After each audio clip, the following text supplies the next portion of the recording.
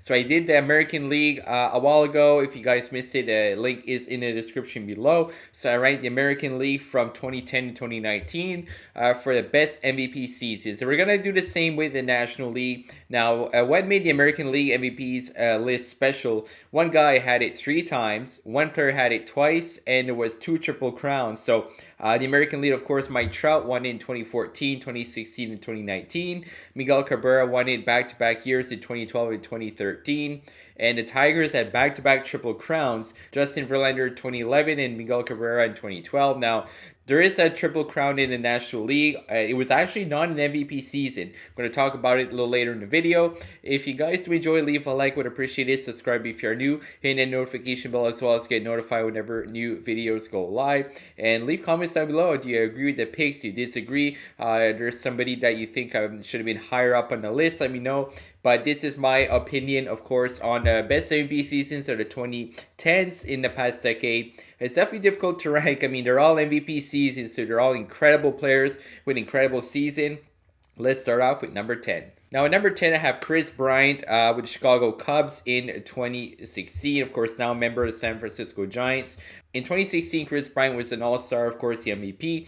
In 155 games played, had 121 runs, but actually led the league 176 hits. He had 35 doubles, 3 triples, and 39 home runs with 102 RBI. He had a 292 average, 385 on base, 554 slugging, and an OPS at 939 with an OPS plus at 146. Kris Bryant has always been a great player, and in the past few years, production may have slowed down a bit, but it looks like he's doing pretty good over in San Francisco. In 17 games, has a 277 average with an 821 OPS so far with the Giants.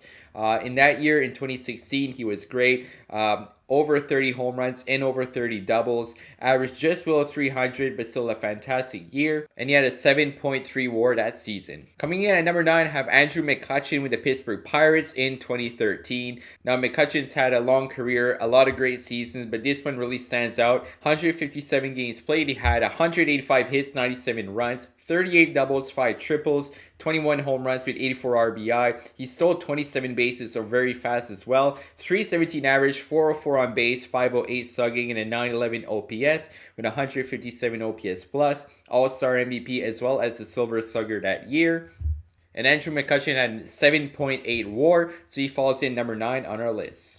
At number 8, we got a power hitter in Ryan Braun with the Milwaukee Brewers in 2011. Had very good power numbers as well as high average that year. In 150 games played, had 187 hits, 109 runs, 38 doubles, 6 triples, 33 home runs, and 111 RBI. And he also stole 33 bases, so a great year with power and speed. 332 batting average, a 397 on base, 597 slugging, and a 994 OPS with 166 OPS plus. So, along with the MVP, Silver Slugger, and All-Star, and a 7.7 WAR that year. So again, it's pretty cool to see those power numbers along with high average and high stolen bases. So definitely a fantastic year for Ryan Braun. That brings us to number 7. We have a catcher on our list in Buster Posey of the San Francisco Giants. Having a great year this year, kind of revitalized his career after having struggled the past few seasons, opting out of 2020. He's hitting a 323 average this year, 951 OPS. In 81 games, he has 15 home runs and 39 RBI, so hasn't played as much,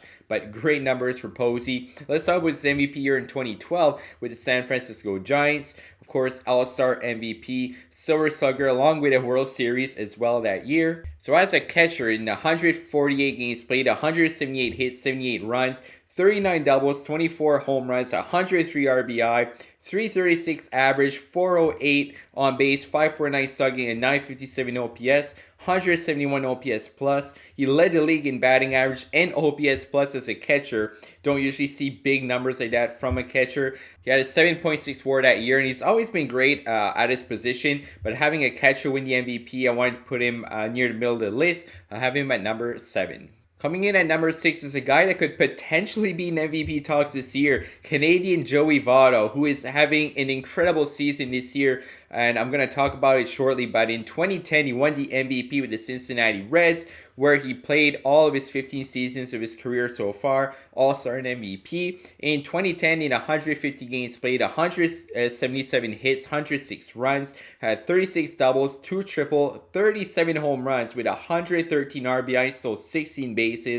That year had a 324 batting average, a 424 on base, which led the league, 600 slugging, which led the league, and a 1024 OPS, which led the league as well, 171 OPS plus. So big power numbers, high average for Joey Votto. He had a 7 WAR that year, and look at this year in 2021, where in 94 games he has a 28 home runs, 16 doubles, 81 RBI. At one point, it was hitting a home run like every game. I think it was like 7 games in a row, 282 average, 955 OPS. So if Joey Votto continues like that, and if the Cincinnati Reds made the playoffs, I seriously think he could be in MVP conversations. Cincinnati right now, they're right in there in the wild card with the Padres, and one of the big stories this year is Joey Votto. I'm glad he's doing well as a Canadian myself. Always support Canadian players, and great to see him with success again this year. Number 5, we had the first of 2 LA Dodgers on our list, CODY Bellinger in 2019. Now, CODY Bellinger, unfortunately, has cooled down quite a bit since his MVP season. I'm really looking forward for him to just break out and get back to his MVP form.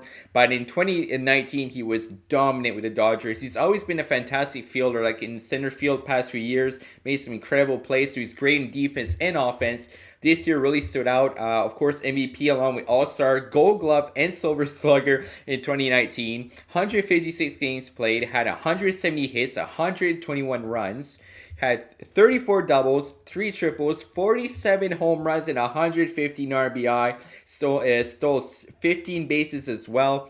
He had a 305 batting average, a 406 on base, 629 slugging, and a 1035 OPS with 169 OPS plus. And he actually led the league with 351 total bases that year, finishing with a great WAR of 8.7. So again, this year struggling quite a bit. Only a 175 average with 9 home runs. It's not good, but knowing his talent, I'm sure that he can come back to form soon. Now going to number 4 is a guy that could potentially have gone that MVP in 2019 if he didn't get hurt. Christian Yelich, who won it the year prior in 2018 with the Milwaukee Brewers.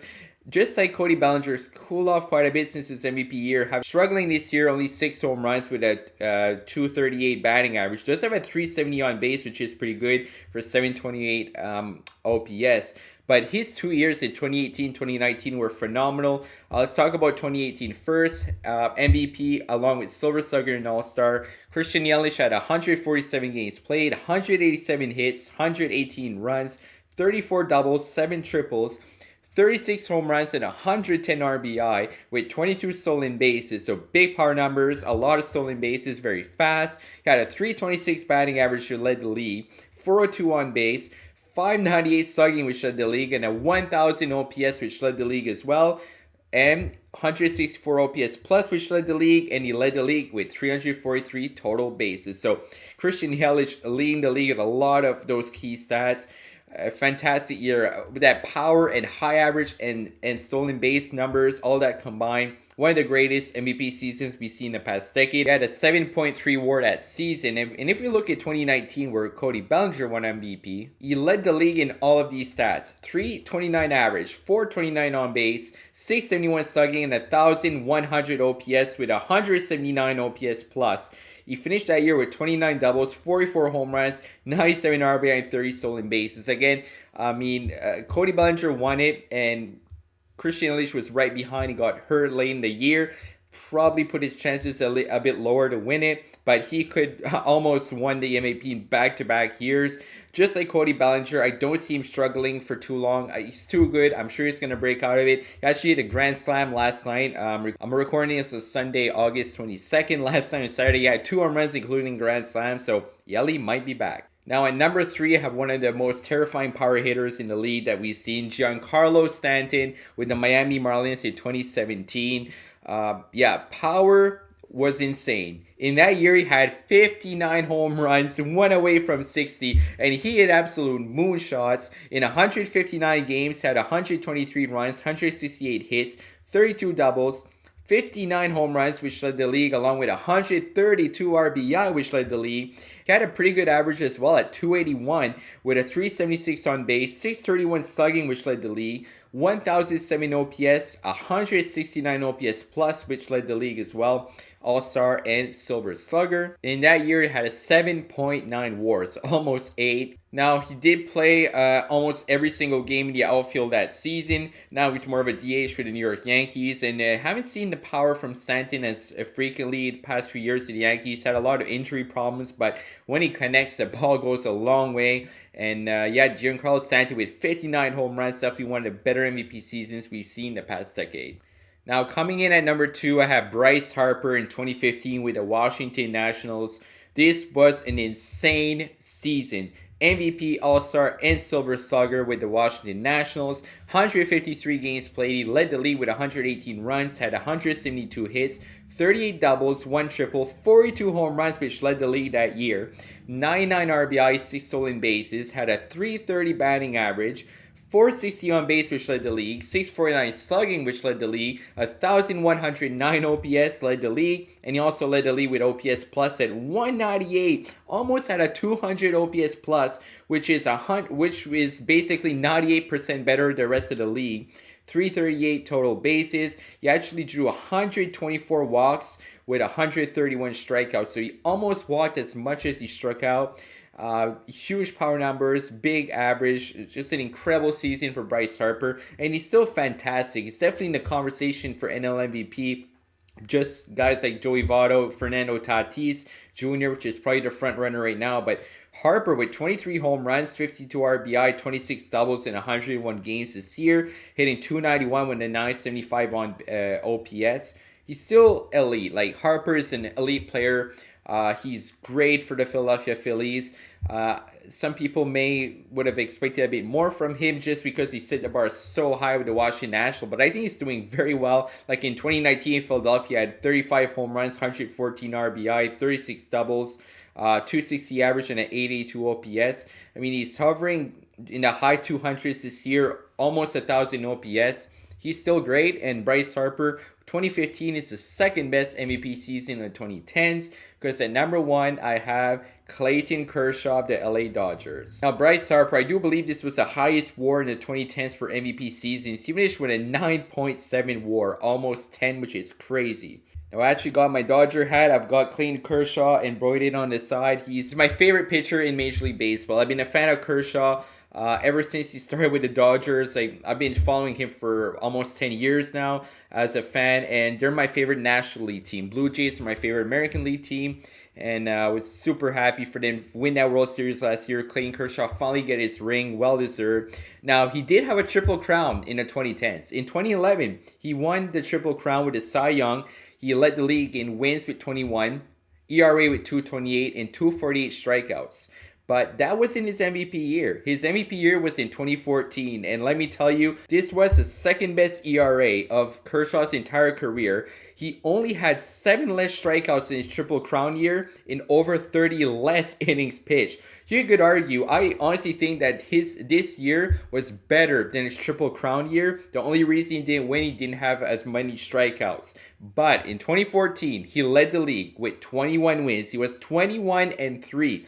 Led the league with an .875 winning percentage, 1.77 ERA. He had 6 complete games, 2 shutouts, in 198.1 innings pitched. He struck out 239 batters. He had over 40 more batters struck out than innings pitched. He had a 197 ERA plus, which led the league, 1.81 FIP, which led the league, a 0.857 WHIP, which led the league, 6.3 hits per 9, 0.4 home runs per 9, 1.4 base on balls per 9. He also led the league with 10.8 Ks per 9 and led the league with 7.71 strikeouts per win. MVP, Cy Young, All-Star. This was one of the greatest pitching seasons we've seen in the past decade, and really one of the greatest pitching seasons we've seen in general. I mean, when he go 21-3, and he averaged less than 2 runs a game, and he strike out more than 40 batters more than innings pitched, limiting less than 0.9 walks or hits per 9. I mean, Kershaw is a guaranteed Hall of Famer, just like Max Scherzer's teammate now. They're going to go in Cooperstown when it's all over. I mean, Kershaw has a career ERA at 2.48, which is crazy. His WAR that year was 7.7 as well. Now, I was debating between Harper and Kershaw. Do I go with a hitter or go with a pitcher? But I think that Clayton Kershaw, just how dominant he was with, like, he was pretty much untouchable. He had a no-hitter that year in 2014 against Colorado, which adds to his MVP season as well. And that was the year that, like, really solidified me as him being my favorite pitcher in the leagues. And yeah, I've been following him, and it's cool to him that have played. It's cool that he has played with the Dodgers all of his 14 years of his career, and he falls in at number 1 as the best MVP season in the National League. In the American League, I had Miguel Cabrera with his triple crown. So Miguel Cabrera and Clayton Kershaw, 2 future Hall of Famers. Miguel Cabrera is actually 1 home run away from 500. We'll see when that happens. But that will be it for the video. This was a lot of fun to go back in time and look at all the stats of the players and just bring back great memories. And really enjoyed making the video. Hopefully you guys enjoyed watching it. Thank you for watching, and as always, have a great day.